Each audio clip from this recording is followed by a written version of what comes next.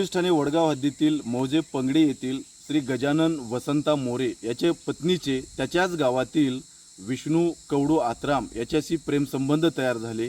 प्रेमसंबंधामध्ये फिर्यादीचा अडथळा नको म्हणून फिर्यादीची पत्नी आणि तिचा प्रियकर यांनी फिर्यादीला मारण्याचा कट रचला आणि फिर्यादी झोपेत असताना इलेक्ट्रिक वायरने त्याला शॉक देऊन जीवे मारण्याचा प्रयत्न केल्याची तक्रार आमच्याकडे प्राप्त झाली।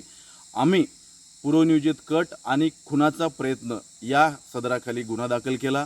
दोन्ही आरोपी प्रियकर व फिर्यादी त्याची प्रियसी हे दोन्ही आम्ही अटक केलेले असून सध्या तपास सुरू आहे।